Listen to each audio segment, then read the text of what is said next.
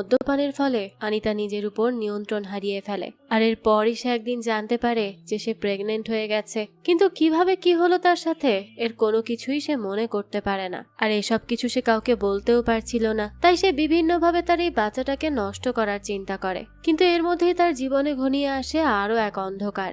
সারা বিশ্বে করোনা মহামারীর কারণে লকডাউন ঘোষণা করা হয়। এবার অনিতা কি করবে? একেই তো বাইরে বেরোনোর উপায় নেই, তার উপর আবার সমাজ আর পরিবারের ভয়। আর একদিকে নিজের শরীরে বাড়তে থাকা এক নতুন প্রাণ। অনিতা কি পারবে এই দম বন্ধ করা পরিস্থিতি থেকে নিজেকে বাঁচাতে? শেষ পর্যন্ত তার সাথে কি হতে চলেছে চলুন সেটাই দেখে আসা যাক আজকের গল্প লকডাউনে। শুরুতেই আমাদের গল্পের প্রধান চরিত্র অনিতাকে দেখানো হয়। অনিতা তার বান্ধবীর স্বপ্নে স্কুটিতে করে অনিতার ঘরের সামনে আসে। কিন্তু অনিতা খুবই ভয় পেয়েছিল, সে কোনোভাবেই ঘরে যেতে চাইছিল না। তখন স্বপ্না অনিতাকে বলে, তুমি চিন্তা করো না, সবকিছু ঠিক হয়ে যাবে, তুমি নর্মাল ভাবে ঘরে যাও, যেমনটা প্রতিদিন যেতে। এই কথা শুনেই অনিতা কান্না করতে থাকে আর কান্না করতে করতে বলে, আমার খুব ভয় করছে। কিন্তু স্বপ্না তাকে বোঝায় যে সবকিছু ঠিক হয়ে যাবে। তাই অনিতা স্বপ্নাকে জড়িয়ে ধরে বলে, প্লিজ আমার পাশে থেকো। কথা বলেই সে ঘরের দিকে যেতে থাকে। এখানে অনিতার কি হয়েছে, কেনই বা সে কান্না করছে, সেটা আমাদেরকে দেখানো হয় না। সেটা হয়তো আমরা পরবর্তীতে জানতে পারবো। এখান থেকে দৃশ্য পরিবর্তন হয়। আমাদের 2020 সালের প্রথম দিনের দৃশ্য দেখানো হয়, যেখানে অনিতা বারান্দায় দাঁড়িয়ে তার চুল শুকাচ্ছিল। তখন একটা লোক অনিতার চুল দেখে বেশ মজা করতে থাকে, কারণ অনিতার চুল খুবই কোকড়ানো ছিল। তাই অনিতা লোকটির উপর অনেক রেগে যায় আর সেখান থেকে চলে যায়। অনিতা যখন বারান্দায় ছিল তখন জীবা নামের একটা ছেলে তাকে দেখতে থাকে। জীবা তার বন্ধুকে বলে, রাগ করলেও কাউকে এতটা ভালো দেখায় কিভাবে? অর্থাৎ সে অনিতাকে মুগ্ধ হয়ে দেখছিল। তখন জীবার বন্ধু বলে, আমার তো ওকে একটুও পছন্দ না, ওর কোকড়ানো চুলগুলো আমার খুবই বিরক্তিকর লাগে। জীবা এই কথা শুনে বলে, কিন্তু আমার খুব পছন্দ, আর ওর পেছনে আমি 3 বছর কেন 20 বছরও ঘুরতে পারবো। আসলে এই জীবা 3 বছর ধরে অনিতার পেছন পেছন ঘুরছে, কিন্তু এখনো পর্যন্ত সে অনিতাকে তার মনের কথা বলেনি।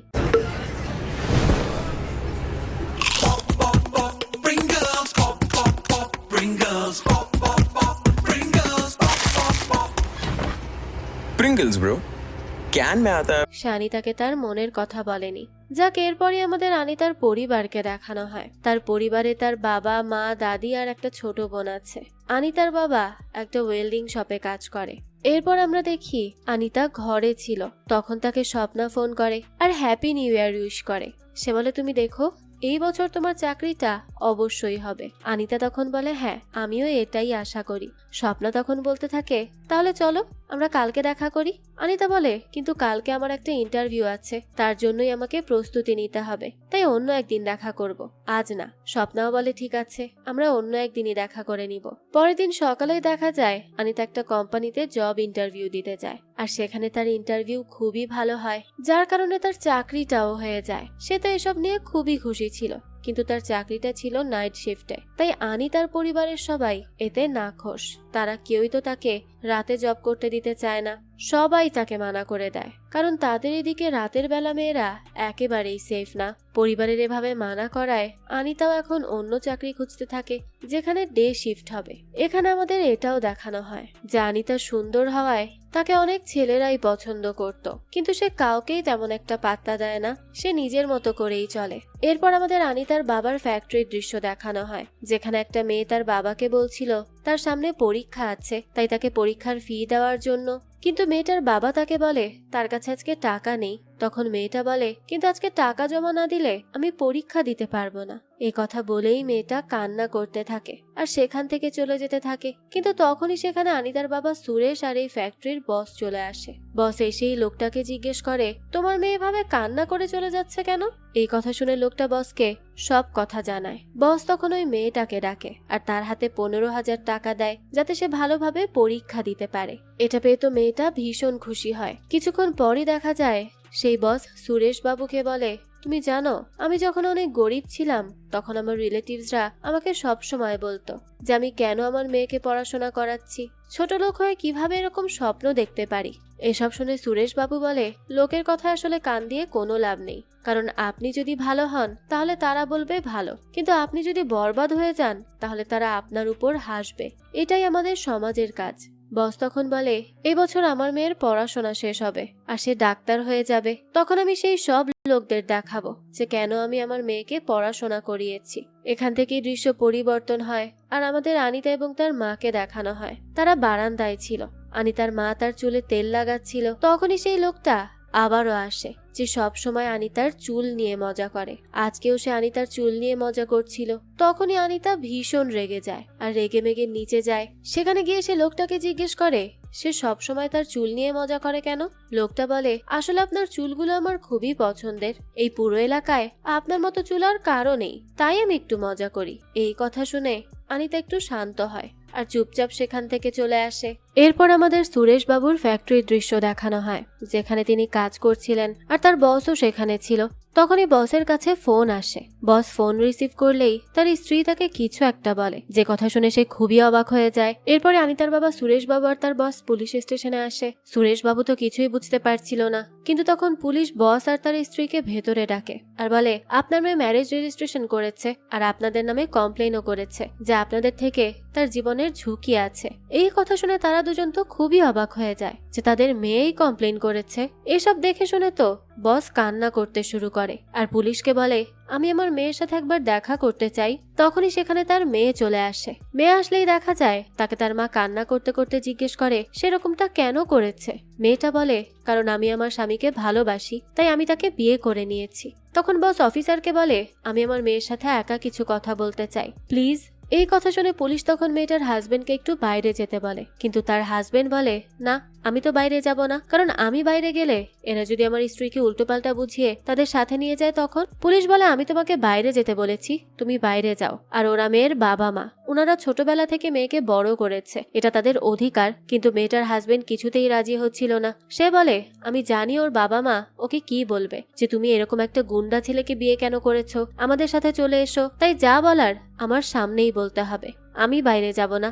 কিন্তু পুলিশের অনেকবার বলাতে ছেলেটা শেষমেশ বলে, ঠিক আছে, আমি বাইরে যাচ্ছি, কিন্তু আমার স্ত্রীর উপর আমার পুরো ভরসা আছে, সে আমাকে কখনোই ছেড়ে যাবে না। এদিকে সুরেশ বাবু তো বাইরেই বসে টেনশন করছিল, সে তো কিছুই বুঝতে পারছিল না। এদিকে সুরেশ বাবুর বস আর তার স্ত্রী তাদের মেয়েকে বোঝানোর অনেক চেষ্টা করে, কিন্তু মেয়েটা তাদের কোনো কথাই শোনে না আর সোজা বাইরে চলে যায়। তখনই সুরেশ বাবুর বস তার মেয়ের পেছন পেছন বেরিয়ে এসে খুব কান্না করতে থাকে। সে কান্না করতে করতে রীতিমতো মেয়ের পায়ে পড়ে যায় আর বলে সে যেন তাদেরকে ছেড়ে না যায়। কিন্তু মেয়েটা তার বাবার কোনো কথাই শোনে না। সে তার বাবাকে ছেড়ে হাজবেন্ডের সাথে সেখান থেকে চলে যায়। দৃশ্য চলে যায় রাতের বেলা। সুরেশবাবু ঘরে বসে তার স্ত্রীর সাথে কথা বলছিল। সে তার স্ত্রীকে বলে, আমার বসের সাথে আজকে যা কিছু হয়েছে সে সবকিছু সহ্য করে নিয়েছে, কিন্তু আমি হলে এটা কখনোই সহ্য করতে পারতাম না, আমি তো মারাই যেতাম। তাই আজকে থেকে আমাদের দুই মেয়ের উপর তুমি সব সময় নজর রাখবে, তারা যেন কখনোই এমন কোনো কাজ না করে যাতে আমাদেরকে এরকম কষ্ট পেতে হয়। তখন আনিতার মা বলে,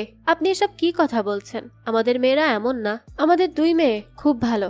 আনিতার বাবা মা যখন এই কথাগুলো বলছিল তখন আনিতা বাইরে থেকে তাদের এই সব কথা শুনে নেয়। এরপর সকাল হতেই আনিতা ইন্টারভিউ দিয়ে বাড়িতে আসছিল। তখন সে তার বান্ধবীকে কল করে আর বলে আজকেও তার জবটা হয়নি, তাই তার কোম্পানিতে যদি কোনো পার্টি থাকে তাহলে যেন সে তাকে ডেকে নেয়। এ কথা শুনে মীরা বলে, হ্যাঁ, আজ বিকেলে আমার কোম্পানির একটা পার্টি আছে, তাহলে তুমি সেখানে চলে এসো। এ কথা শুনে আনিতাও রাজি হয়ে যায়। এরপর সে যখন বাড়ি ফিরছিল তখন জিবা তাকে পেছন থেকে ডাকে আর তাকে প্রপোজ করে, কিন্তু আনিতা তাকে দেখে বলে, দেখো, আমি জানি তুমি অনেকদিন ধরেই আমার পিছু করছো, আমি এটাও জানি যে হয়তো তুমি আমাকে পছন্দ করো, কিন্তু আমি এখন এই সবকিছুর মধ্যে নেই। আমি এখন শুধু আমার ক্যারিয়ার নিয়ে ভাবতে চাই, আর আমি নিজেই আজকে এই ব্যাপারে তোমার সাথে কথা বলবো ভাবছিলাম। এ কথা বলেই আনিতা তার বাড়ির দিকে চলে যায়। বিকেলে সে আবারও বাড়ি থেকে বের হয় মীরার বাড়িতে যাওয়ার জন্য। পথে স্বপ্না আনিতাকে ফোন করে। তখন আনিতা স্বপ্নাকে সবকিছু বলে, আজকে তার সাথে কি কি হয়েছে, কিভাবে জীবা তাকে প্রপোজ করেছিল আর সে মানা করে দিয়েছে। এরপর রাতে মীরা আর আনিতা একটা পার্টিতে যায়। আনিতা মীরাকে বলে, আমার যদি বাড়ি ফিরতে দেরি হয় তাহলে মা অনেক বকাবকি করবে, কিন্তু মীরা বলে, যদি তোমার জব দরকার হয় তাহলে চুপচাপ আমার সাথে চলো। এরপরই তারা পার্টিতে পৌঁছে যায়। সেখানকার পরিবেশটা দেখে আনিতার একেবারেই পছন্দ হয় না, তাই সে বাইরে গিয়ে নদীর সামনে বসে থাকে। তখনই সেখানে কিছু ছেলে আসে যারা ছিল একেবারে মাতাল। তারা আনিতার সঙ্গে কথা বলতে চায়, কিন্তু আনিতা তাদেরকে মোটেও পাত্তা দেয় না, সে তো তার মতোই ছিল। তাই ছেলেগুলোও তখন সেখান থেকে চলে যায়। ভিডিওর এই পর্যায়ে আমি তোমাদের বলবো দারুণ এক অ্যাপের কথা, যেখানে হাজার হাজার মানুষ আসল টাকা উপার্জন করছে, আর তুমিও পারবে শুধু এই প্ল্যাটফর্মে গেম খেলে। এখানে রয়েছে বিশাল গেমের কালেকশন, যেখানে তুমি তোমার গেমিং স্কিল, স্ট্র্যাটেজি এবং প্রেডিকশন ব্যবহার করে আসল টাকা জিততে পারো। ক্রিকেট, ফুটবল, ভলিবলের মতো লাইভ গেমেও প্রেডিকশন করে ভালো টাকা আয় করতে পারো। আমার স্পেশাল প্রোমোকোড ব্যবহার করো আর পেয়ে যাও 45,000 টাকা পর্যন্ত বোনাস এবং 250টি ফ্রি স্পিন, যেখানে প্রতি স্পিনেই গিফট জেতার সুযোগ রয়েছে। এই বোনাস ব্যবহার করে যে কোনো গেম খেলে বোনাসটাকে রিয়েল মানিতে কনভার্ট করে টাকা উইথড্র করতে পারবে। এটি বিকাশ, নগদ, রকেট এবং উপায়ের মতো লোকাল পেমেন্ট অপশনও সাপোর্ট করে। টাকা তোলা একদম সহজ। আর হ্যাঁ, প্রথম ডিপোজিটে তুমি পাবে 125% বোনাস। তাহলে আর দেরি কিসের, চলো এখন মূল গল্পে ফেরা যাক। কিছুক্ষণ পরে আনিতা স্বপ্নাকে কল দেয়। তাকে কল দিয়ে সে সবকিছু বলে যে সে কোথায় আছে। আনিতা স্বপ্নাকে আরো বলে, এটা তো একটা অন্যরকম দুনিয়া, আমি এর আগে শুধু মুভিতে এরকমটা দেখেছি। তখন স্বপ্না তাকে জিজ্ঞেস করে সে এখানে কেন এসেছে। আনিতা বলে, আমি তোমাকে বলেছি না, মীরা আমাকে এখানে নিয়ে এসেছে। মীরা বলেছে এখানে তার একজন ফ্রেন্ড আসবে, যার সাথে আমাকে সে পরিচয় করিয়ে দিবে, আর তার থেকে হয়তো আমি জবও পেতে পারি, সে কারণেই আসা। তাই মীরা সেই ফ্রেন্ড আসলেই আমি তার সাথে দেখা করে বাড়িতে চলে যাব। এসব শুনে তখন স্বপ্না বলে, কেন, তুমি না বলেছো তোমার কাছে জায়গাটা অন্যরকম লেগেছে, তাহলে একটু এনজয় করে আসো। আনিতা বলে, কিন্তু দেরি হলে মা আমাকে অনেক বকা দিবে। তখন স্বপ্না বলে, দাঁড়াও, আমার কাছে একটা প্ল্যান আছে।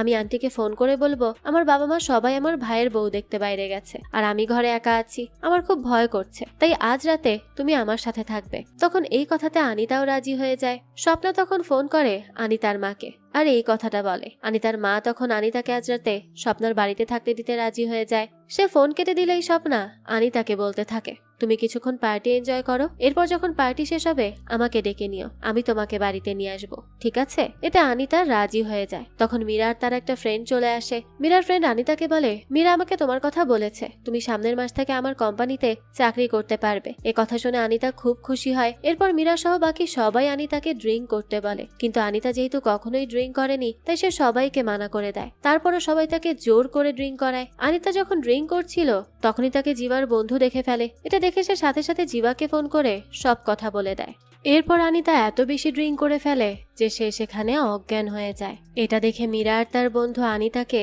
একটা হোটেল রুমে নিয়ে যায় আর সেখানেই রেখে আসে রেস্ট করার জন্য। সকাল হতে আনিতা যখন বাড়ি ফেরে তখন তাকে তার একজন প্রতিবেশী জিজ্ঞেস করে সে কালকে রাত্রে কোথায় ছিল। আনিতা জানায়, আমি কাল আমার বন্ধুর বাসায় ছিলাম। এ কথা শুনে মহিলাটা জিজ্ঞেস করে, তুমি কি গ্রুপ স্টাডি করতে গিয়েছিলে? আনিতা তখন হ্যাঁ বলে। মহিলাটা বলে, কলেজ শেষ হয়েছে 2 বছর, তারপরও এখন কি গ্রুপ স্টাডি হয় আমরা কি জানি না? এ কথা শুনে আনিতা তাকে কিছুই বলে না, কারণ তার এমনিতেই কথা বলতে ভালো লাগছিল না। তাই মহিলাটা যেটা যেটা জিজ্ঞেস করে সে তাতে তাতেই হ্যাঁ বলে, আর শেষমেশ বিরক্ত হয়ে সেখান থেকে চলে আসে। আনিতা ঘরে এসেই দেখতে পায় তার পরিবারের সবাই টিভি দেখছিল, আর টিভিতে তখন করোনা ভাইরাসের নিউজ চলছিল, যেখানে বলা হচ্ছিল ইন্ডিয়ায় করোনা ভাইরাস শনাক্ত হয়েছে, তাই খুব তাড়াতাড়ি হয়তো লকডাউন হয়ে যাবে। এসব শুনে আনিতা তার রুমে চলে আসে। এরপর আমাদের 2 মাস পরের দৃশ্য দেখানো হয়। আনিতা তখন শুয়েছিল, তখনই তার কাছে মীরার সেই বন্ধু প্রদীপের ফোন আসে। প্রদীপ আনিতাকে বলে, আমার কিছু সমস্যার কারণে তোমার জবটা দিতে একটু দেরি হয়ে গেল, কিন্তু এখন থেকে তুমি আমার অফিসে জয়েন করতে পারো। আর এই জবটা ডে শিফটের ছিল, যার কারণে আনিতা তো খুবই খুশি হয়ে যায় আর এই জব করতেও রাজি হয়ে যায়। আনিতা তখন খুব খুশি মনে সবাইকে জানায় যে সে জব পেয়ে গেছে। এ কথা শুনে সবাইও খুব খুশি হয়, কারণ এতদিন পর তার একটা জব হয়েছে। এরপর আনিতা আর তার বাবা মা বোন মিলে আনিতার বাবার বসের বাড়িতে যায়। আনিতার বাবার বস তো এখনো ডিপ্রেশনে ছিল, কারণ তার মেয়ে যে তাদেরকে রেখে চলে গেছে। সে এখন সব সময় ঘরেই থাকে, বাইরে খুব একটা সময় কাটায় না। তাই আনিতার বাবা মা তাকে রিকোয়েস্ট করে যে সে যেন আবারও ফ্যাক্টরিতে আসে, তাহলে তার ভালো লাগবে। এভাবে ঘরে বসে আর কতদিন? আনিতা তাকে বলে, আঙ্কেল আপনি চিন্তা করবেন না, দেখবেন একদিন সব ঠিক হয়ে যাবে, আপনি শুধু বিশ্বাস রাখুন। এ কথা শুনে তখন সে আনিতাকে তার ব্যাপারে জিজ্ঞেস করে যে সে কি করছে। আনিতা জানায়, আঙ্কেল আমি একটা জব পেয়ে গেছি। এই কথা শুনে বস বলে, তাই নাকি? খুব ভালো। তুমি যখন অনেক ছোট ছিলে